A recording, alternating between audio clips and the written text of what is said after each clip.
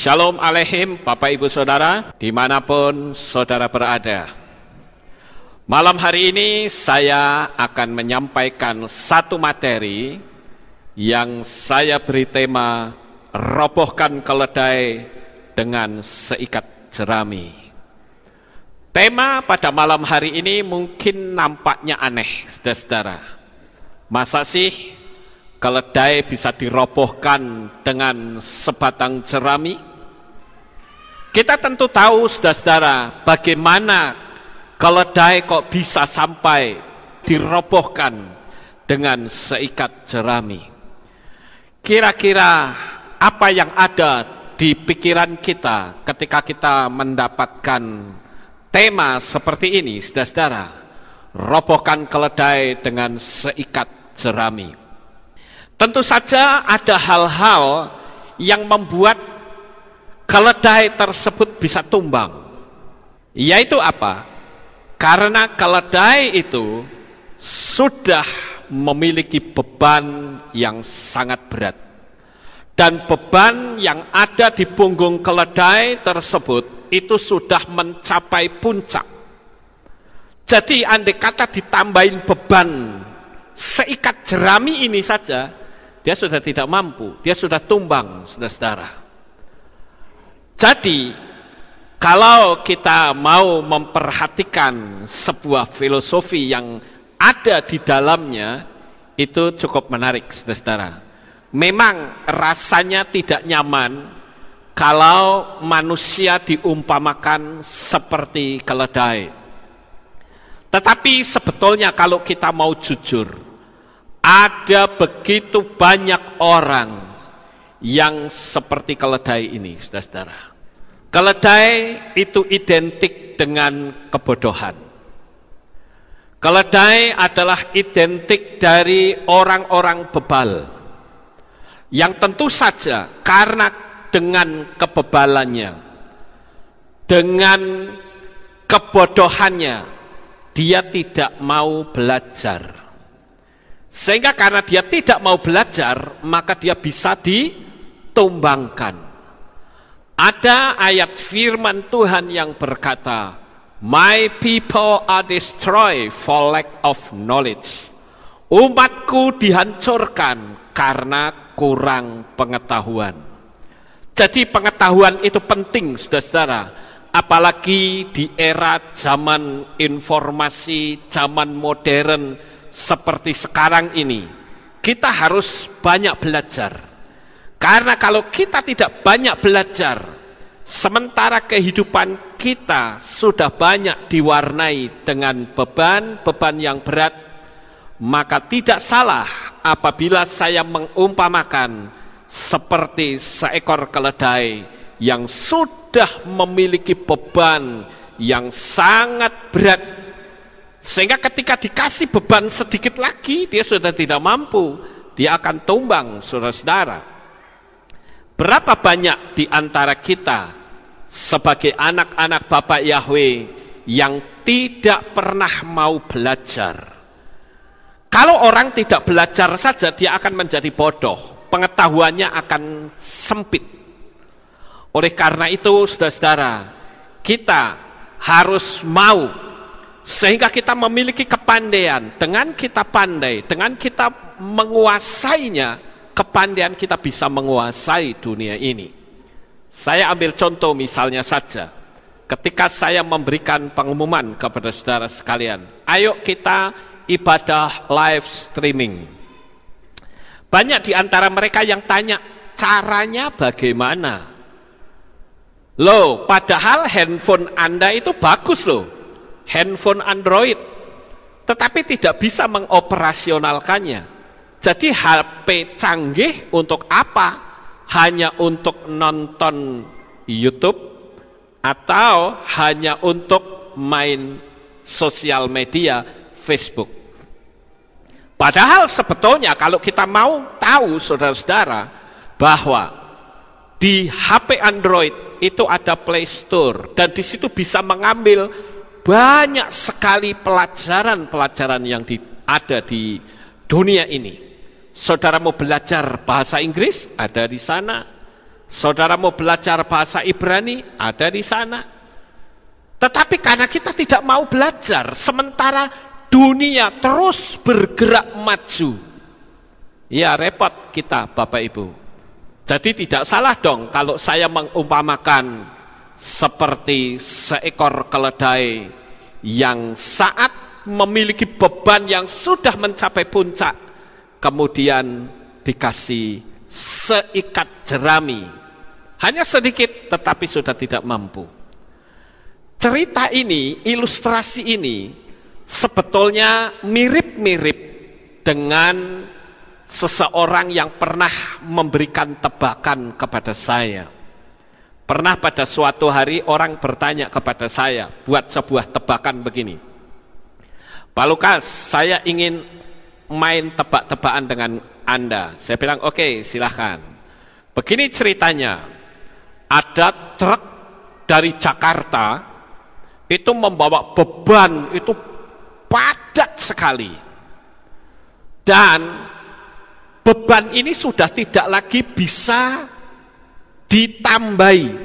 Setengah kilo saja, ini truk akan roboh.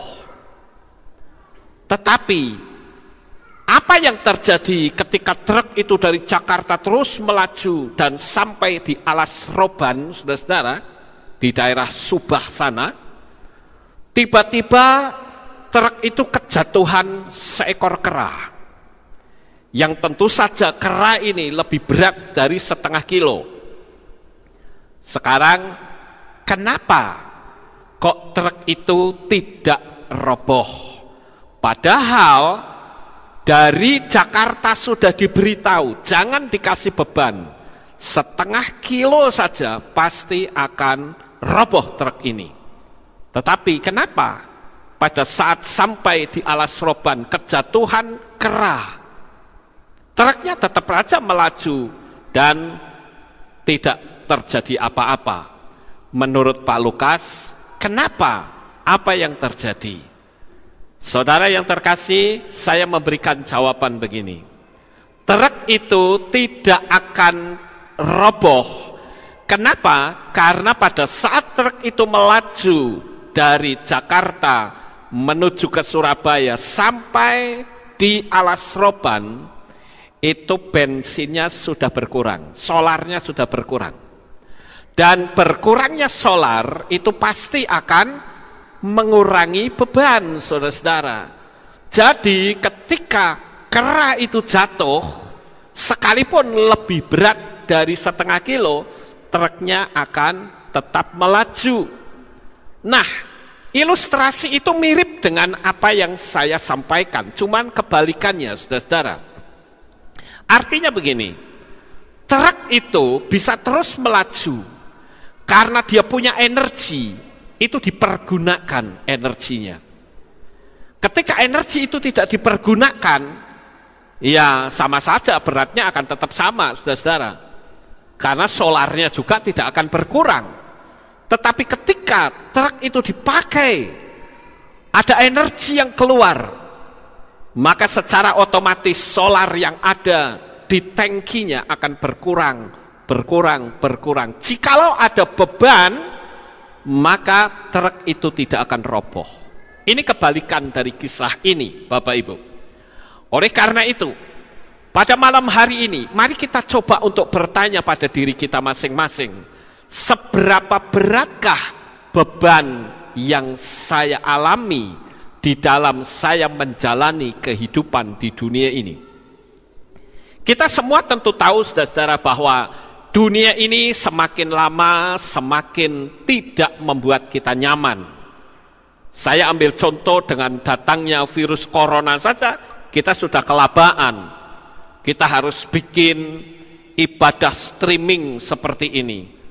Saya berharap saudara tidak memanfaatkan ibadah streaming untuk menjadi pemalas. Kalau nanti sudah selesai semua, saudara-saudara, ya jangan saudara lalu, wes aku tak ibadah streaming terus saja. Wah repot kalau begitu, saudara-saudara ya. Ini hanya sementara. Begitu suasana sudah pulih kembali, Indonesia akan bangkit dan kita akan bersama-sama beribadah kembali seperti semula. Kemudian saudara-saudara, saya akan coba memperumpamakan bukan lagi keledai. Kalau keledai kan biasanya orang tersinggung. Wah, kurang ajar itu Pak Lukas. Mosok saya disamakan dengan keledai. Saya mau belajar loh Pak. Betul, Anda bisa saja belajar. Jadi saya mengumpamakan singa yang roboh oleh sebatang lidi. Sama kasusnya saudara-saudara. Ketika singa itu sudah memiliki beban yang sangat berat, sekalipun orang menyebutnya dia sebagai raja hutan, sekalipun orang menyebutnya dia seekor binatang yang perkasa, tetapi kalau sudah ada banyak beban di dalam dirinya, apalagi kalau singanya sudah tua, saudara-saudara, akan lebih repot lagi. Saking beratnya sudah mencapai puncak, maka dikasih sebatang lidi pun akan tumbang. Artinya apa, saudara-saudara? Artinya bahwa apapun yang ada di atas muka bumi ini, kita tidak mampu untuk bisa memanggulnya sendiri. Oleh karena itu, Bapak Ibu, Yeshua HaMashiach memberikan penawaran kepada kita. Mari kita akan dasari ayat firman Tuhan pada malam hari ini. Bagi Bapak Ibu Saudara yang ada di rumah masing-masing, silahkan dibuka kitab sucinya. Kita akan lihat di dalam kitab Matai pasal 11 ayat 28. Kitab Matai atau Matius pasal 11 ayat 28. Demikianlah bunyinya. Datanglah kepadaku, kamu semua yang berlelah dan berbeban berat, maka aku akan menyegarkan kamu. Saudaraku yang terkasih, dimanapun saudara berada, saya tentu tahu, saya juga menyadari bahwa beban-beban yang saat ini saudara pikul itu cukup berat. Karena di akhir zaman kitab suci juga memberitahukan kepada kita bahwa kita akan berada di masa yang sukar di akhir zaman ini. Dan kita betul-betul sudah ada di masa yang sukar, saudara-saudara. Ibadah saja kita sudah tidak bebas, bukan? Oleh sebab itu, saya ingin beban-beban kita serahkan kepada Tuhan. Kita tidak akan pernah mampu untuk memikul beban sendiri kalau kita tidak mengandalkan Tuhan. Dan saya perlu memberitahu kepada saudara sekalian bahwa biasanya kita itu dikuasai oleh ketakutan. Saya selama beberapa hari ini, saya di WA oleh banyak orang, saudara-saudara. Dan saya katakan rata-rata mereka yang WA saya, memberikan WhatsApp kepada saya, mereka adalah orang-orang yang sedang dicekam oleh rasa takut yang luar biasa dengan keberadaan virus corona ini, saudara-saudara. Sampai-sampai saya bilang, ngapain sih Anda kok takutnya itu sudah luar biasa? Saya katakan jangan takut.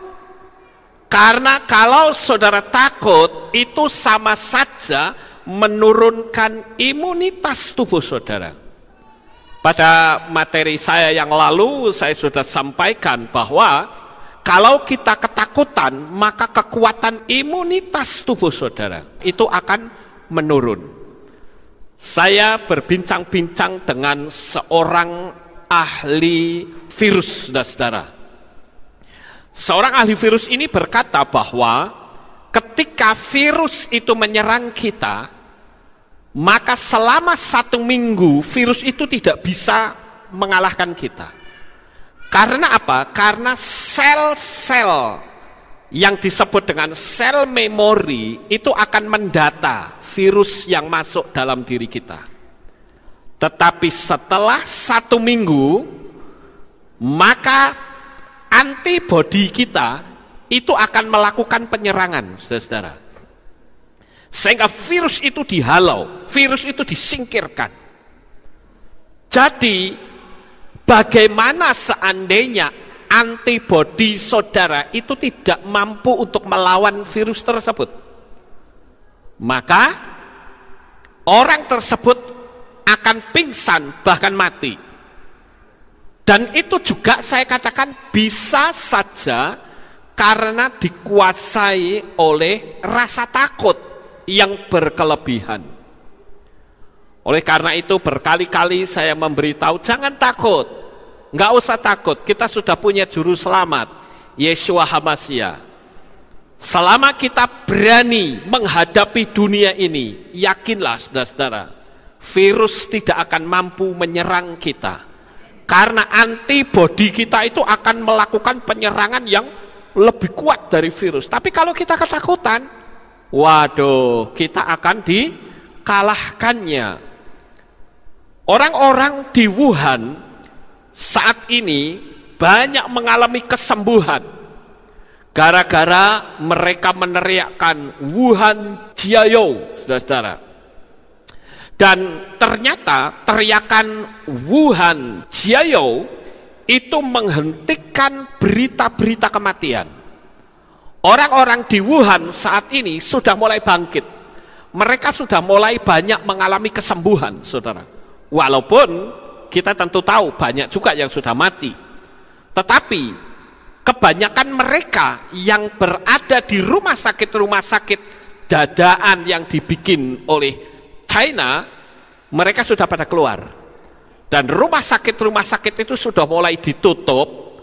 Dan mereka mulai bebas. Dia beritakan kemana-mana. Ayo semangat, semangat, semangat. Selama kita tidak memiliki semangat hidup, maka kekuatan antibodi kita akan menurun. Virus itu sebetulnya bukan cuma corona, saudara-saudara. Kita menjalani hidup ini banyak sekali virus-virus yang menyerang kita. Tetapi kita kuat. Kenapa? Karena antibodi kita bagus, saudara-saudara. Oleh karena itu, saya menghimbau supaya saudara jangan takut. Amin. Ya, jangan takut, saudara-saudara. Karena kita tahu bahwa ketakutan itu melemahkan kekuatan antibodi kita. Kita juga tidak perlu berpikir yang aneh-aneh. Berpikirlah hal-hal yang dahsyat, hal-hal yang besar. Saudara tahu nggak? Pernah nggak kita merenung orang gila ini loh? Orang gila ini makannya sampah loh, saudara-saudara. Coba saudara yang ada di rumah masing-masing, dimanapun engkau berada, ayo berlomba dengan orang gila ini. Makan sampah 1 minggu, saudara-saudara. Saya yakin gak sampai 1 minggu saudara sudah KO. Saudara sudah tumbang, saudara-saudara. Sementara orang gila bertahun-tahun dia makan sampah gak sakit, saudara-saudara. Aneh bukan? Di mana sebetulnya letaknya perbedaan antara orang gila ini dengan kita semuanya? Perbedaannya adalah terletak di pola berpikir. Ketika kita mulai berpikir hal-hal yang buruk, maka yang buruk itulah yang akan datang. Makanya saya berkali-kali mengajarkan kepada saudara sekalian, coba saudara perhatikan anak kecil. Anak kecil itu tidak memiliki rasa takut sama sekali. Ada seorang anak kecil yang bermain-main dengan ular. Anak itu tidak ada rasa takut. Bermain-main dengan kalajengking, nggak merasa takut. Tetapi ketika si ibu berteriak, "Stop, nak, jangan bermain-main, nanti kamu digigit." Nah, masukan rasa takut itu mulai ada di dalam dirinya. Sehingga anak itu mulai ada rasa takut karena ada input yang datang dari luar. Sama seperti kita semua, saudara-saudara. Kenapa kadangkala kita ketakutan? Beritanya heboh kemana-mana. Padahal kalau saya mengamati kondisi sekarang, berita tidak semuanya benar. Berita tidak semuanya valid. Tetapi ada berita hoax di mana-mana. Dan kita senang mengkonsumsi berita hoax. Sehingga yang terjadi kita menjadi lemah. Kita tidak lagi punya kekuatan mental. Ingat, Yesus mengajarkan kepada kita untuk kita selalu berpikir hal-hal yang positif, hal-hal yang besar. Ada orang yang saat WA sama saya, dia bertanya begini, Pak Lukas, apa yang harus saya lakukan? Saya bilang, enggak ada yang harus kita lakukan. Kita berdoa saja, kita lakukan, berpikir hal-hal yang positif, selesai. Terus sekarang kalau Anda ketakutan, terus mau apa? Dia jawab, ya iya sih. Makanya, lah kalau jawabannya ya iya sih, ngapain Anda ketakutan? Kan nggak perlu itu. Jadi untuk apa kita takut?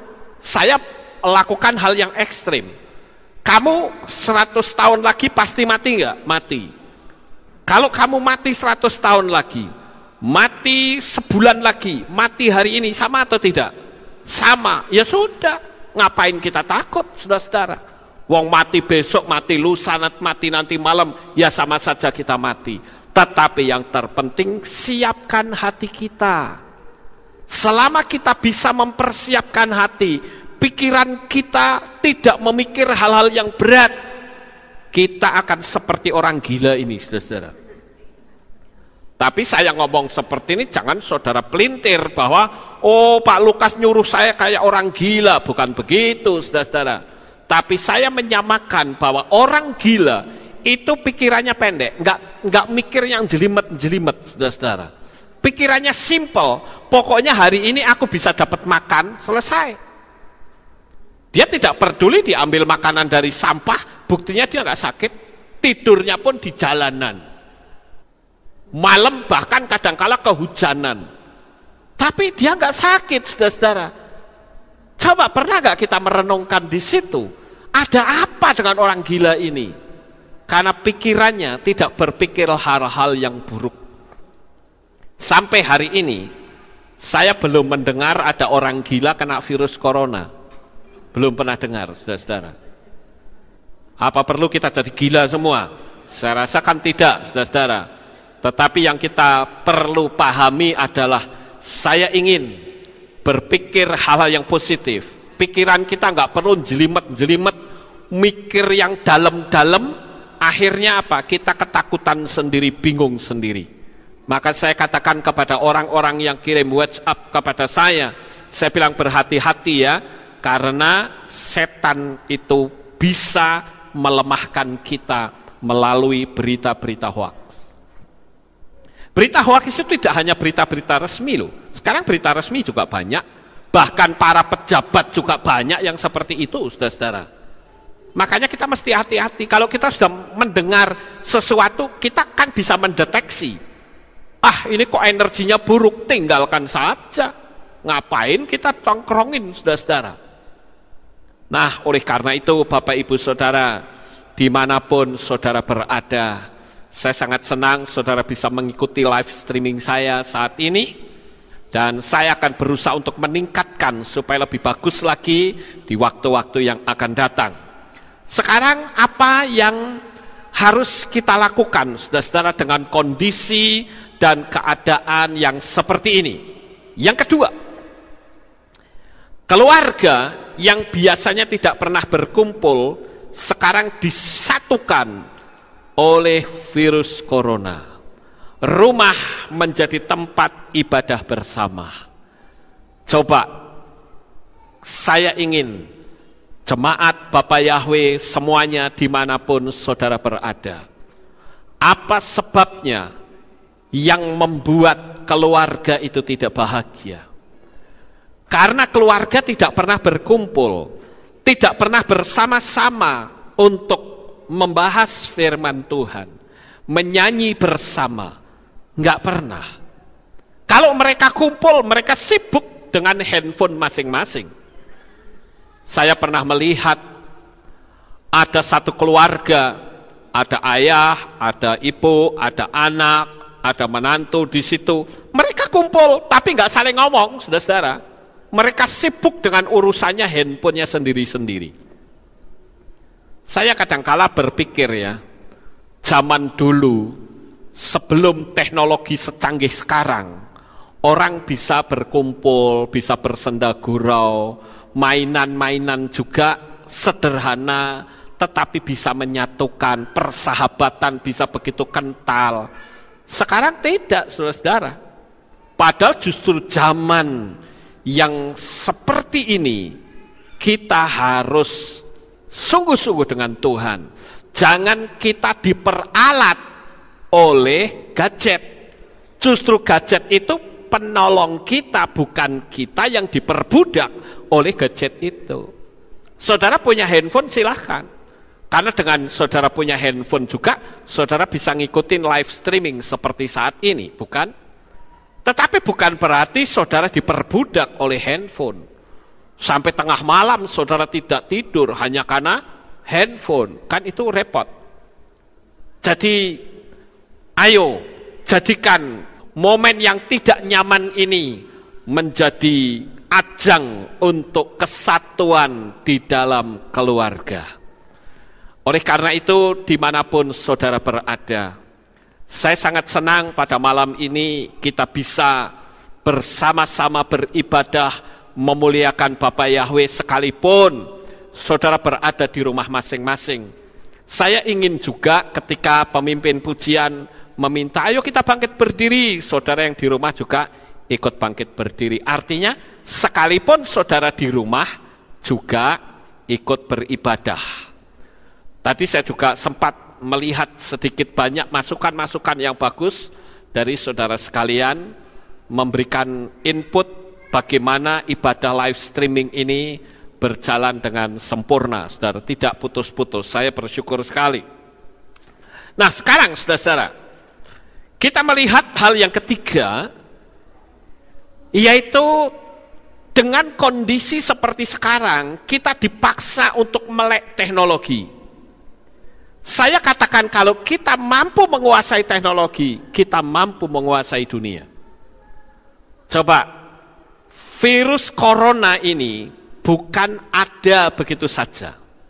Saya mendengar itu adalah merupakan rekayasa genetika sebagai senjata kimia. Ya terserah mereka. Tetapi yang saya pikirkan bahwa kondisi keadaan seperti sekarang, teknologi begitu canggih, saudara-saudara. Dengan kecanggihan teknologi kita bisa membentengi diri. Sama seperti bangsa Israel saat ini. Berapa puluh kali, bahkan berapa ratus kali Israel dirudal dari luar. Tetapi rudal itu mental karena ada perlindungan yang dikenal dengan Iron Dome, saudara-saudara. Itu kenapa? Karena dia pakai hikmat. Dia melek teknologi. Sehingga kalau teknologi, saya juga mengatakan bahwa teknologi perang yang paling hebat, tidak ada yang bisa menyamai Israel, saudara-saudara. Karena dari dulu sampai hari ini, Israel sekalipun bangsa itu kecil, tetapi selalu diperangi terus. Dan kalau orang sering diperangi, ya saya bilang orang ini jago perang. Israel itu jago perang, saudara-saudara. Oleh karena itu, ayo kita melek teknologi. Jangan sampai kita buruk, saudara-saudara. Orang yang tidak paham, akhirnya membuat sebuah perbuatan yang memalukan. Baru-baru ini, Bapak Ibu, di Kenya, ada 59 jemaat yang mati karena diberi minum detol oleh gembalanya. Bayangkan, saudara-saudara, untuk apa? Untuk ngelawan virus corona. Karena dia berpikir, virus itu kan kalah sama detol. Wah, minumin saja detol, saudara-saudara. Nah, dengan diminumin detol, mereka mungkin berpikir virusnya akan dibinasakan sama detol. Lah ya orangnya mati, saudara-saudara. Coba, ini kan memalukan sekali, bukan? Ya, kita lihat di sini nih. 59 orang mati setelah pendetanya memberi mereka detol untuk diminum di gereja untuk mencegah coronavirus. Ngeri sekali, saudara-saudara. Dan saudara tahu nggak? Saya dapat berita ini bukan dari orang Kristen malah. Saya kasih komen. Ini pendetanya goblok, jemaatnya juga goblok bareng, saudara-saudara. Kalau jemaat itu pinter, nggak akan mau, betul nggak, saudara-saudara?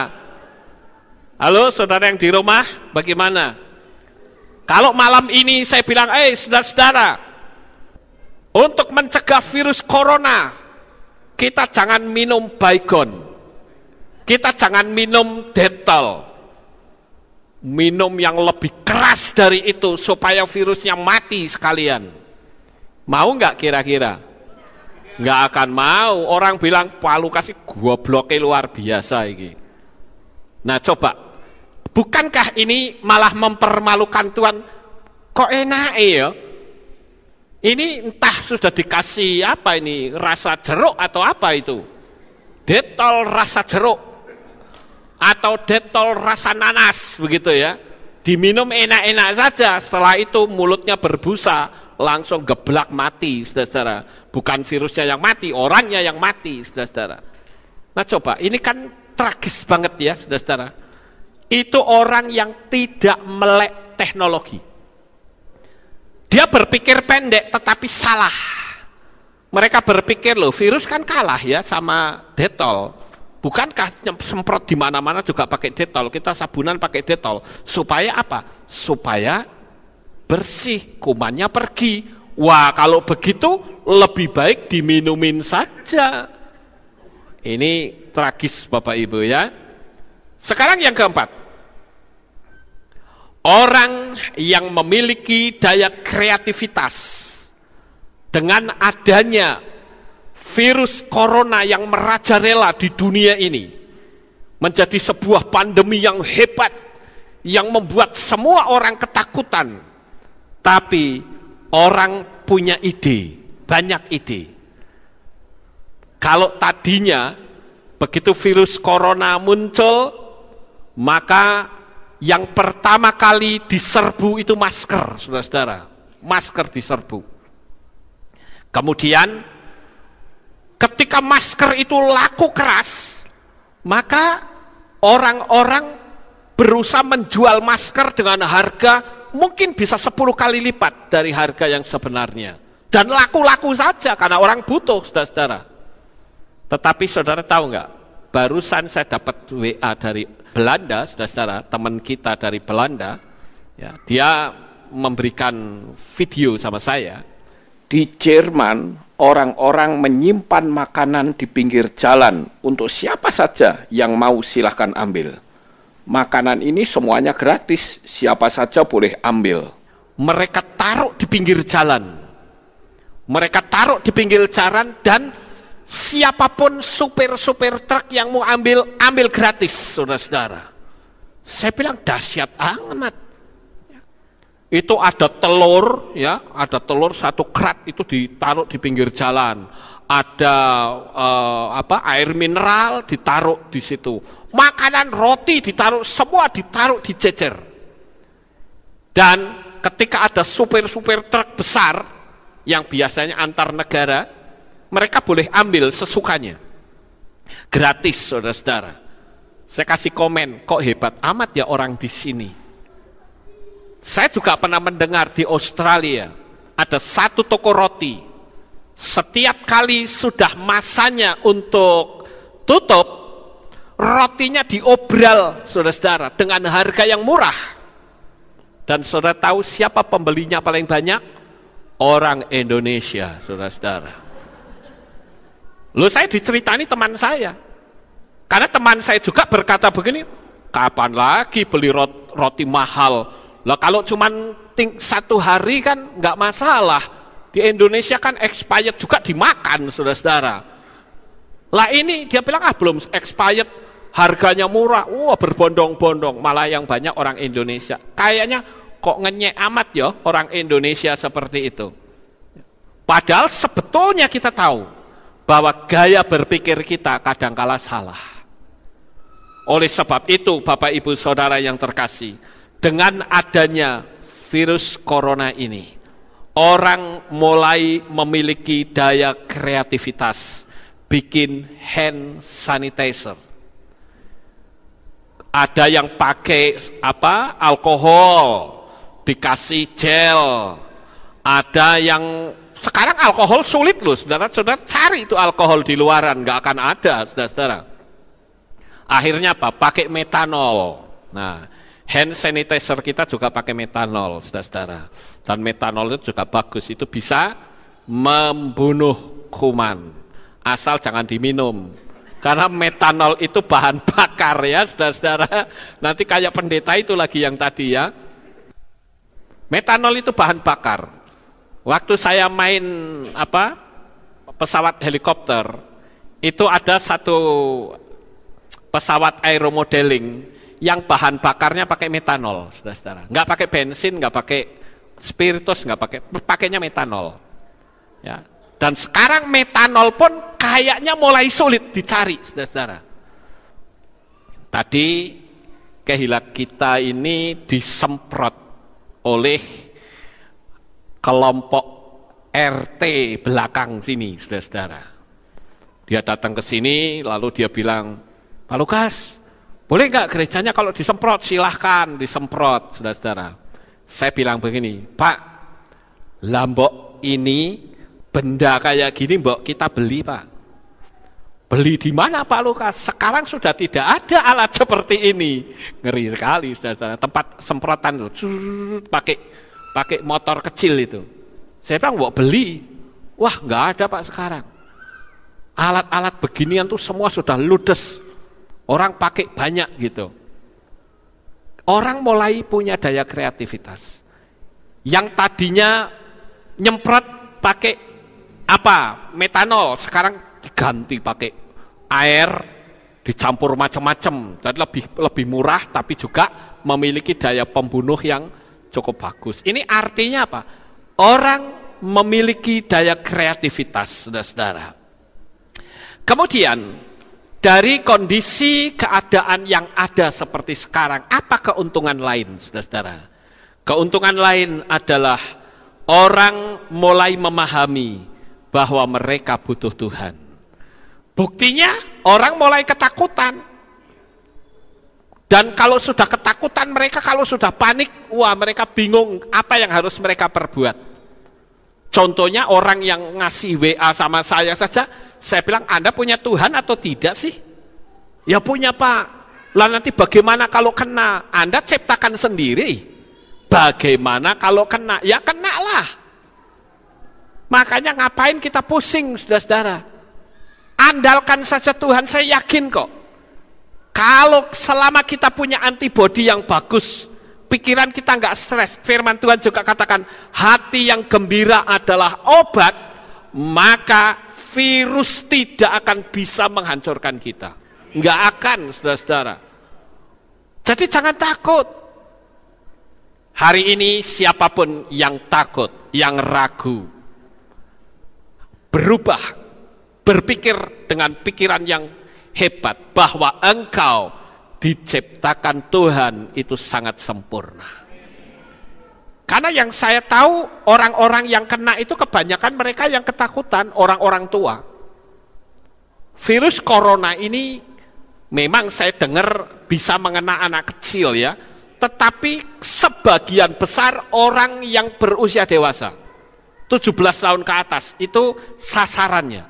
Sampai saya merenung begini, kalau benar ini adalah senjata kimia buatan di Illuminati, kalau benar, maka ini bisa saja menjadi senjata pemusnah massal untuk menghabisi generasi-generasi tua, sehingga muncul generasi-generasi baru. Tapi saya percaya, anak-anak Bapa Yahweh akan selalu dilindungi dengan kekuatan dan kuasanya yang ajaib, saudara-saudara. Jadi, buatlah kondisi seperti ini kesempatan untuk kita banyak berdoa. Kesempatan untuk kita banyak mengandalkan Tuhan. Yang tadinya nggak pernah baca kitab suci, ayo mulai baca kitab suci. Yang tadinya jarang berdoa, ayolah berdoa. Yang tadinya jarang ibadah, ayolah ibadah. Setelah kondisi keadaan selesai, saudara yang ada di Magelang kembali lagi beribadah seperti sedia kala. Jangan, sekali lagi jangan dijadikan alasan. Aku sudah nikmat streaming, tak streaming terus baik. Nilainya beda, saudara-saudara. Orang yang datang ke Kehilat dengan streaming itu beda. Ini kan karena dadaan. Ya, karena dadaan saja. Artinya hanya temporary. Seperti yang saya khotbahkan kemarin di kitab Yesaya pasal berapa? 26 ayat 20. Ketika Bapa Yahweh sedang marah terhadap dunia, bangsa-bangsa pilihan Bapa Yahweh disuruh bersembunyi. Ayo bersembunyi. Nah, ini sekarang saatnya kita bersembunyi, saudara-saudara. Saya dengar Magelang ini sudah ada di zona merah. Ya, Magelang ini zona merah sekarang. Dan kita disuruh bersembunyi. Saya bilang, firman Tuhan yang berkata, saya siap. Dan buktinya memang semua kegiatan keagamaan di kota Magelang ini dihentikan. Agama apapun nggak boleh beroperasi. Untuk supaya memutus rantai dari penularan virus corona itu. Dan saya katakan kita hanya sementara. Walaupun saya memang menyadari ibadah live streaming itu tidak nyaman, saudara-saudara. Tetapi apa boleh buat? Karena kita harus tunduk kepada pemerintah, kita juga harus tunduk pada firman Tuhan. Firman Tuhan bilang kita disuruh bersembunyi dulu, ya udahlah kita nurut bersembunyi. Nanti kita bisa kumpul lagi, kita bisa memuliakan dan meninggikan Tuhan lagi. Kemudian yang selanjutnya, saudara-saudara, ada virus yang saya katakan lebih berbahaya dari virus corona. Saudara tahu apa itu virusnya? Tidak lain adalah virus ketakutan. Virus ketakutan itu lebih dahsyat, lebih mengerikan daripada virus corona. Ketika seseorang itu berhadapan dengan masalah dan dia tidak bisa menyelesaikan masalah itu, ketakutan melanda, apalagi kalau sudah menyangkut tentang hukum, saudara-saudara. Pikirannya sudah berkata, aku pasti dihukum, aku pasti menderita di dalam penjara. Itu semakin daya imunisasi manusia semakin merosot. Semangat hidupnya juga semakin berkurang. Pernah ada seseorang yang berbicara kepada saya. Dia berkata begini, Pak Lukas, apa yang harus saya lakukan? Saya tiap hari yang ada di pikiran saya, bunuh diri. Ketika saya mau menjatuhkan diri di jalan raya, saya takut. Karena apa? Karena anak saya harus saya tinggal padahal mereka masih kecil. Tetapi kalau saya tidak melakukannya, saya juga takut menghadapi masalah yang sedang saya hadapi. Saya bertanya, sekarang kalau kamu takut terus mau apa? Ya nggak ngapa-ngapain, saya jadi nggak nyaman hidupnya. Makanya jangan takut, jalani saja hidup ini dengan santai. Sekalipun hidup itu sendiri bukan kehidupan yang santai. Paham Bapak Ibu yang terkasih? Jadi jangan sampai kita dicekam rasa takut apapun. Saya katakan, Bapak Yahweh menciptakan saudara itu menjadi seorang pemenang. Bapa Yahweh itu menciptakan saudara itu didesain sedemikian rupa untuk mampu mengalahkan dunia. Jadi jangan takut. Apapun yang terjadi, berjalan bersama dengan Yesua pasti aman. Ya. Kemudian yang berikutnya, bagaimana sih caranya supaya kita bisa menyelesaikan masalah yang saya sebut virus ketakutan tadi? Jangan lari dan menjauh, apalagi bunuh diri. Saya pernah mengatakan kepada orang yang mau bunuh diri, saya bilang gini, kamu tahu nggak? Dengan kamu bunuh diri, kamu sama saja pergi ke neraka melewati jalan tol. Jadi bunuh diri adalah jalan tol menuju ke neraka. Jangan kamu lakukan itu. Kamu sekarang saja itu beratnya sudah seperti ini rasanya. Apalagi di neraka.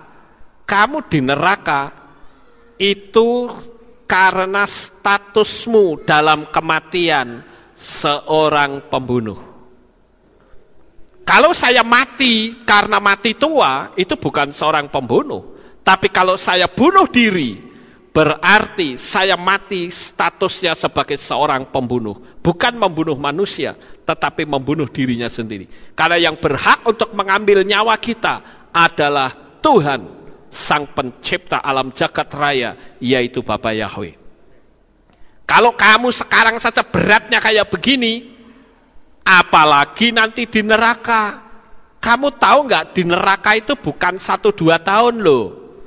Di neraka bukan 10-20 tahun, bukan 100-200 tahun, bukan 1000 tahun, sebutlah 1 triliun tahun saja, tunggoni pasti angka itu akan sampai.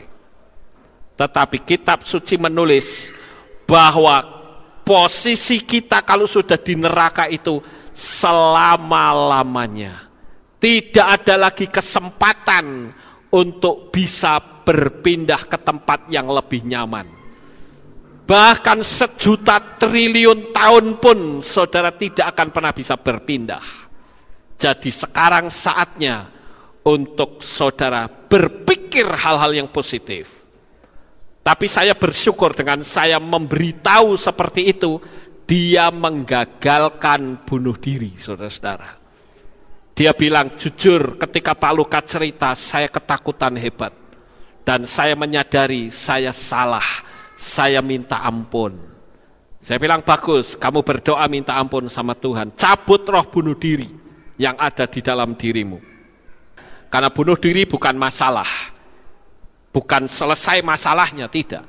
Tapi bunuh diri akan menambah masalah yang kekal. Jangan juga lari. Jangan juga menjauh. Karena menjauh dan lari itu tetap masalah masih ada. Dan ini seringkali terjadi pada orang-orang yang terjerat hutang, Bapak Ibu. Kalau mereka sudah tidak bisa bayar, apa yang mereka lakukan? Lari ke luar negeri. Saudara pikir dengan lari ke luar negeri nyaman? Enggak nyaman, saudara-saudara. Jadi lebih baik hadapi setiap tantangan itu dengan percaya. Andalkanlah Bapa Yahweh. Saya yakin, selama kita mengandalkan Bapa Yahweh, Dia pasti akan tolong kita. Yang berikutnya, renungkan ada pesan apa di balik setiap tantangan yang ada. Karena saya katakan bahwa tantangan itu adalah berkat yang menyamar. Tantangan kita besar, berkat yang bakal kita terima juga menjadi besar, Bapak Ibu. Oleh karena itu berpikirlah ketika tantangan itu datang, katakan terima kasih Tuhan, aku akan memperoleh berkat yang besar. Tetapi syaratnya satu, andalkanlah Tuhan di dalam setiap tantangan hidupmu. Selama kita mengandalkan Tuhan, percayalah, sebesar dan seluas lautan Kolsom sekalipun, Bapa Yahweh sanggup membelahnya dan menjadi jalan keluar. Sehingga saya berkata, kalau bangsa Israel tidak bersama dengan Bapa Yahweh, mereka ketakutan dikejar Firaun. Di depannya ada lautan Kolsom, di belakang ada tentara Firaun. Mereka tidak bisa lari kemana-mana. Mereka bersungut-sungut, mereka berpikir bahwa lautan Kolsom itu adalah masalah yang akan menelan dia. Makanya dia bersungut-sungut kepada Mose. Mereka tidak mendapat apa-apa. Tetapi ketika Mose berdoa, berseru kepada Tuhan, Tuhan hanya berkata, angkat tongkatmu dan belahlah lautan itu. Lautan itu terbelah. Sehingga lautan yang seharusnya menelan dia, menelan bangsa Israel, malah bisa menjadi jalan keluar. Saya beritahu kepada saudara sekalian, dimanapun saudara berada, sebesar apapun tantanganmu, percayalah kepada Bapa Yahweh. Karena Bapa Yahweh mampu membuat masalahmu menjadi jalan keluar, dan engkau akan diangkat tinggi-tinggi oleh kuasanya yang sangat besar. Oleh karena itu, yakinlah, jangan melari. Karena tantangan itu ibarat berkat yang menyamar. Besar tantangan saudara, besar berkat yang akan saudara terima. Sekarang yang berikutnya, saudara-saudara. Bagaimana kita mengatasi perasaan ketakutan itu di hari-hari saat ini? Alihkan fokus saudara kepada hal-hal yang dahsyat. Siapa di antara saudara yang sampai hari ini masih terus mengikuti berita virus corona? Saya katakan engkau akan menjadi lemah. Kalau saudara mau mengikuti beritanya adalah berita saat orang-orang itu bangkit dari sakit oleh corona, mereka sembuh, mereka memuliakan Tuhan. Nah, itu yang saudara perlu lihat. Tapi kalau saudara lihat, oh di sana mati, di situ mati, di sana mati, wah jadi ketakutan. Tapi sekali lagi saya katakan, alihkan fokus saudara kepada visi dan impian yang dahsyat. Hari ini, saudara-saudara, saya ingin betul-betul kita terlepas dari segala rasa takut. Dan tidak ada satupun, saya katakan, dan saya terus berdoa, tidak ada satupun jemaat Aleph Tau yang akan terkena virus. Bahkan, haleluya, bahkan saya pun, saudara-saudara, berdoa supaya seluruh dunia yang menyaksikan video saya, Anda pun akan terluput dari virus corona. Itu keinginan saya, Bapak Ibu. Sekarang, bagaimana ketika kita mengalami kecemasan? Bayangkanlah kecemasan itu sebagai tamu asing yang akan pergi jika kita tidak ramah kepadanya. Jadi kalau saudara mengalami kecemasan, jangan diajak berdialog. Kecemasan itu menjadi semakin besar. Maka berpikirlah saudara, karena pikiran saudara itu menjadi pusat perhatian. Jadi kalau saudara itu takut, cemas, ya apa yang dicemaskan itu akan terjadi. Saya ambil satu contoh misalnya, seperti gambar ini. Ini kan seorang pria yang menggunakan cadar nyamar, saudara-saudara. Orang tidak tahu, namanya juga menyamar kok. Sama seperti tantangan, wajahnya nampaknya sangar, saudara. Namanya juga tantangan. Tetapi sebetulnya di balik itu ada berkat, ada mujizat. Sama seperti ini. Nampaknya bagus, ya toh, perempuan pakai cadar. Begitu cadarnya dibuka, wow, ternyata laki-laki, saudara-saudara. Itu yang saya sebut dengan menyamar. Ya, memang zaman sekarang banyak sekali orang memanfaatkan pakaian agamis ini untuk menyamar. Bahkan kadang ekstrim, saudara-saudara. Saya waktu ke Belanda beberapa waktu yang lalu, ya, di depan saya itu ada orang yang bercadar. Saya lihat dengan mata kepala sendiri.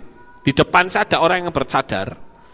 Begitu sampai di imigrasi, dia sodorkan paspor. Paspornya diambil, dibuka. Terus bagian imigrasi bilang, open it. Orang yang bercadar geleng kepala. Open it. Geleng kepala lagi. 3 kali, open it. Geleng kepala, langsung paspornya ditutup. Kembalikan. Go home, katanya. Langsung dideportasi, saudara-saudara. Kenapa? Karena Orang mau terbuka, saudara-saudara. Saat ini, ayo kita bersama-sama bangkit di dalam anugerah dan kasih Bapa Yahweh. Yang terakhir, saudara-saudara, rasakan bahwa saudara tidak sendiri, tapi bukan berarti berani yang semu. Kalau sandaran hidup saudara tidak kepada Tuhan, beraninya itu berani yang semu. Saya ambil contoh misalnya, ini sebuah ilustrasi ya saudara-saudara, yang seringkali dipakai oleh para motivator. Begini, kalau saudara pergi ke satu tempat, melewati kuburan yang gelap gulita, panjangnya 2 kilometer. Kira-kira kalau saudara jalan sendiri di situ berani atau tidak? Pasti akan ketakutan, bukan? Pasti takut, saudara-saudara. Tetapi sekarang, ketika saudara merasa takut, ada 5 orang. 5 orang yang nolongin saudara. Ayo, tak temani saya. Orang itu bawa lampu petromak, 5 jalan bareng. Yang tadinya ketakutan jadi berani enggak? Pasti berani, saudara-saudara. Tetapi ketika sedang berjalan, tiba-tiba terdengar suara auman singa. Wow! 5 orang itu lari ngibrit, saudara. Saudara jadi takut lagi enggak? Pasti takut. Itu yang saya katakan keberanian semu. Kenapa? Karena andalan saudara kepada manusia.